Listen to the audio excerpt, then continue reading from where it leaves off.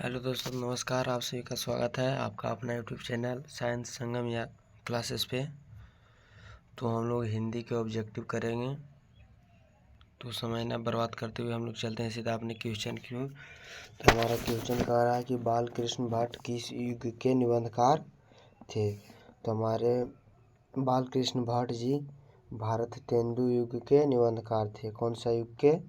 भारत तेंदु युग के निबंधकार थे। हमारा नेक्स्ट क्वेश्चन है कि मनुष्य की बातचीत का उत्तम तरीका क्या है। तो हमारा मनुष्य का उत्तम तरीका क्या, आप लोग बताइए फटाफट।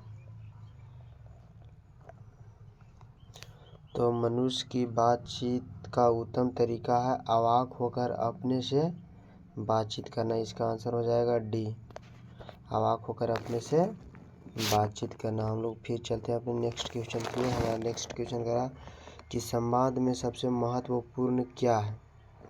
संवाद में सबसे महत्वपूर्ण क्या है? तो संवाद में सबसे महत्वपूर्ण आत्मीयता होता है। क्या होता है? आत्मीयता। और नेक्स्ट क्वेश्चन कह रहा है कि बाल कृष्ण भट्ट का जन्म कब हुआ था। बाल कृष्ण भट्ट जी का जन्म 23 जून 1844 में हुआ था। 23 जून 1844 ईस्वी में, यानी इसका आंसर हो जाएगा सही बी। नेक्स्ट क्वेश्चन कह रहा है कि संयोगिता स्वयंवर रचना है। संयोगिता स्वयंवर रचना जो है, जो किनकी रचना है? तो ये रचना है श्रीनिवास दास की। किसकी? श्रीनिवास दास जी का संयोगिता स्वयंवर रचना है। तो हमारा नेक्स्ट क्वेश्चन कह रहा है कि कौन सी रचना बालकृष्ण भट्ट की नहीं है। यहाँ क्वेश्चन घुमाने वाला है, थोड़ा ध्यान दीजिएगा। कौन सी रचना बालकृष्ण भट्ट की नहीं है? तो नूतन ब्रह्मचारी उन्हीं का है, सवजान एक सुजान सद्भाव का अद्भाव, ये तीनों है बालकृष्ण भट्ट जी का। तो इनमें से कौन नहीं है बालकृष्ण भट्ट का? तो इसका आंसर हो जाएगा परीक्षा गुरु। परीक्षा गुरु आंसर, यानी डी इनका नहीं है। और नेक्स्ट क्वेश्चन है कि कौन सी रचना बालकृष्ण भट्ट की है। इसमें कह रहा है कौन सी रचना बालकृष्ण भट्ट की है। तो रेल का विकट, कछुआ धर्म, रेणुका प्राथमिक। तो इसमें हो जाएगा ये है रेल का विकट। बालकृष्ण भट्ट जी का है रेल का विकट। हमारा नेक्स्ट क्वेश्चन कह रहा है कि बालकृष्ण भट्ट के कौन सा मासिक पत्र निकाला था। तो इसका आंसर हो जाएगा हिंदी प्रदीप। कौन सा मासिक पत्र निकाला था? तो हिंदी प्रदीप, हिंदी प्रदीप निकाला था। फिर बातचीत पाठ का, बातचीत किस विद्या की रचना है। बातचीत किस विद्या की रचना है? तो बातचीत जो है इसे क्या है, एक प्रकार का निबंध है। क्या है? निबंध। इसका आंसर हो जाएगा डी सही। इसका आंसर डी हो जाएगा सही। हमारा नेक्स्ट क्वेश्चन कह रहा है कि रॉबिन्सन क्रूसो ने 16 वर्ष के उपरांत किसके मुख से एक बात सुनी। तो इसका आंसर आप लोग बताइए फटाफट। फ्राइडे के, कि संडे के, कि एडिसन के, कि स्टिंट के। तो इसका आंसर हो जाएगा डी स्ट्रेल के। किसका? स्ट्रेल। नेक्स्ट क्वेश्चन हमारा कह रहा है, एक सेकेंड, हमारा 11 नंबर का आंसर हो जाएगा फ्राइडे के। ये हो जाएगा, सॉरी, हमारा 11 नंबर क्वेश्चन हो जाएगा ये फ्राइडे के। गलत। नेक्स्ट क्वेश्चन हमारा बातचीत शीर्षक निबंध के निबंधकार है। बातचीत शीर्षक के निबंध के निबंधकार कौन है? तो इसका आंसर हो जाएगा बालकृष्ण भट्ट जी। बातचीत के माध्यम से बालकृष्ण भट्ट क्या बतलाना चाहते हैं। बातचीत के माध्यम से बालकृष्ण भट्ट जी क्या बताना चाहते हैं? तो ये सिंपल क्वेश्चन है, बातचीत की शैली। इसका आंसर हो जाएगा ये। हमारा नेक्स्ट क्वेश्चन है कि भट्ट जी को किसने अंग्रेजी साहित्य के एडिशन और स्टील की श्रेणी में रखा है। तो इसका आंसर हो जाएगा डॉक्टर नागेंद्र। क्या हो जाएगा इसका आंसर? डॉक्टर नागेंद्र, यानी आंसर बी इसका सही होगा। नेक्स्ट क्वेश्चन है कि बालकृष्ण भट्ट का निवास स्थान कौन सा है? बालकृष्ण भट्ट का कहाँ निवास स्थान है? तो इसका आंसर हो जाएगा इलाहाबाद उत्तर प्रदेश। इलाहाबाद उत्तर प्रदेश, इसका आंसर यानी बी हो जाएगा सही, इलाहाबाद उत्तर प्रदेश।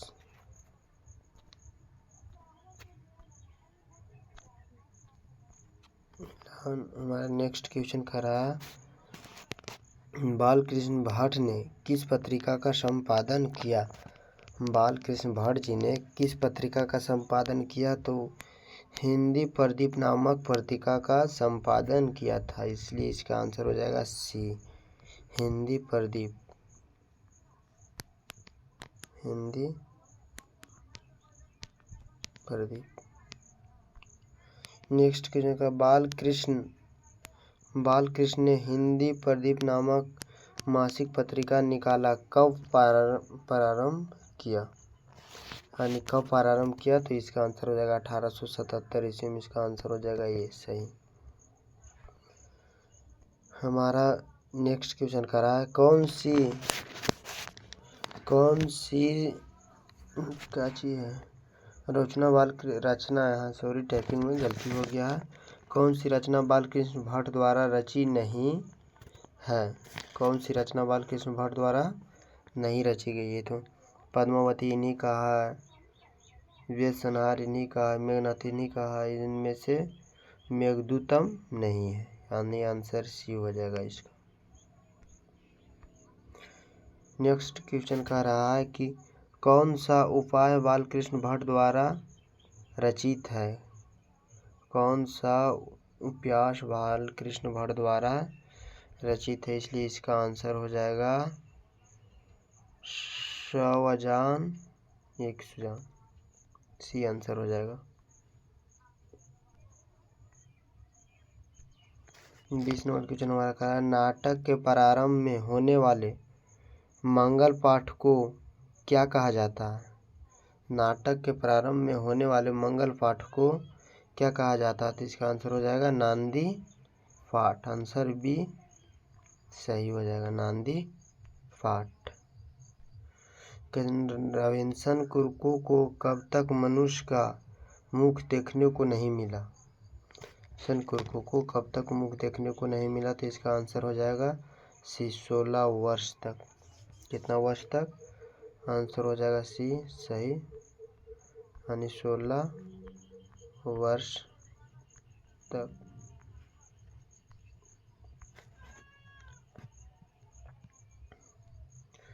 नेक्स्ट क्वेश्चन कर रहा है हमारा, बोलने से ही मनुष्य का रूप का साक्षात्कार होता है, किसने कहा? तो वेन जॉनसन ने कहा था।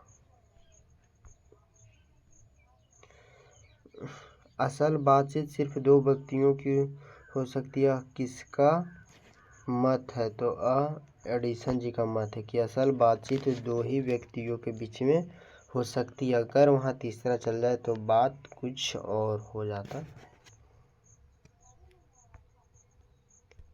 नेक्स्ट क्वेश्चन कह रहा है कि एडिसन के अनुसार असल बातचीत कितने लोगों को बीच में होती है? तो असल बातचीत जो होती है वो सिर्फ 2 लोगों को बीच होती है, इसका आंसर ये सही हो जाएगा, 2 लोगों को बीच।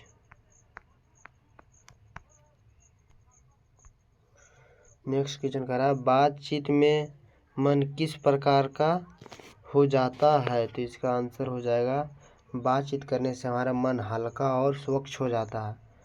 हमारा मन जो है बातचीत करने से हल्का और स्वच्छ हो जाता है, इसलिए इसका आंसर हो जाएगा सी। नेक्स्ट क्वेश्चन कह रहा है कि किसके ना होने से सृष्टि गूंगी प्रतीक होती है?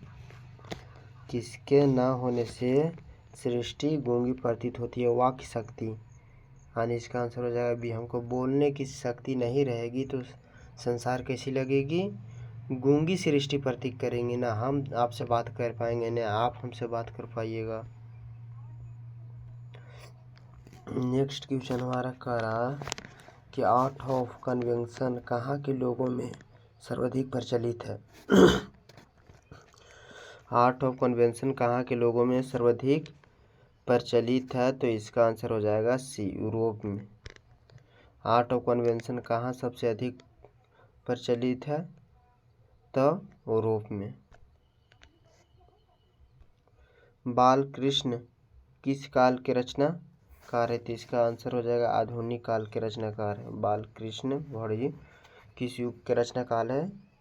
तो आधुनिक काल के।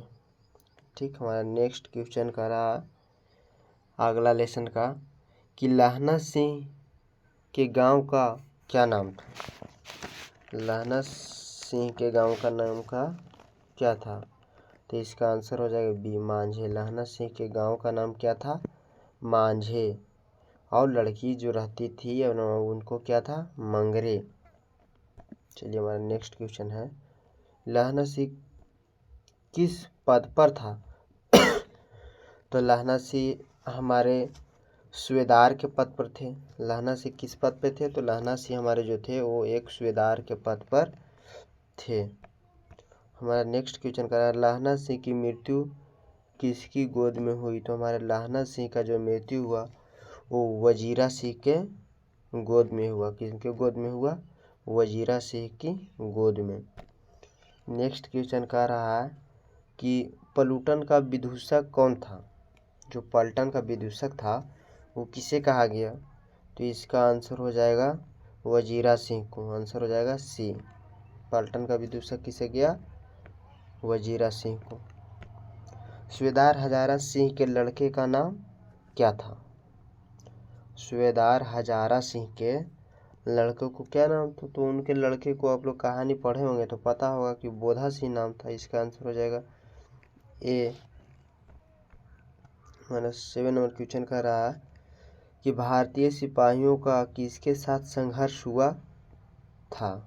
तो जर्मनी के साथ। किसके साथ हुआ था? जर्मनी के साथ हुआ था।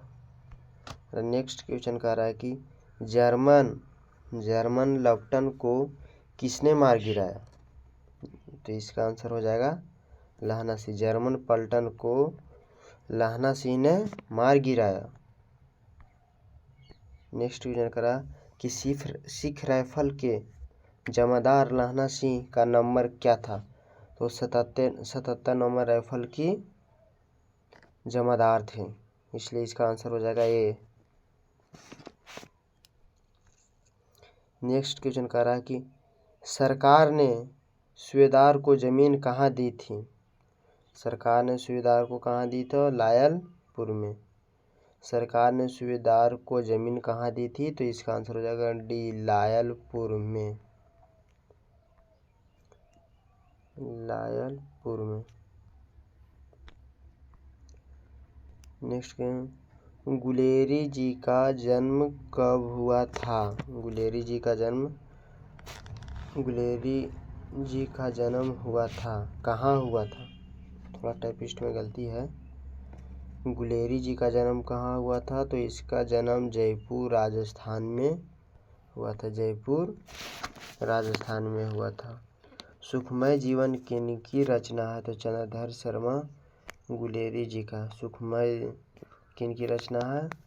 चंद्रधर शर्मा गुलेरी जी का। हमारा नेक्स्ट क्वेश्चन कह रहा है कि उसने कहा था कहानी कब प्रकाशित हुआ? तो इसका आंसर हो जाएगा 1915। 1915 में उसने कहा था कहानी प्रकाशित हुआ। कछुआ धर्म की सूती कीर्ति है? कछुआ धर्म की सूती कीर्ति है, तो इसका आंसर हो जाएगा चंद्रधर शर्मा गुलेरी जी का। Answer D. पुरानी हिंदी रचना है तो ये हो जाएगा चंद्रधर शर्मा गुलेरी की। चंद्रधर शर्मा गुलेरी।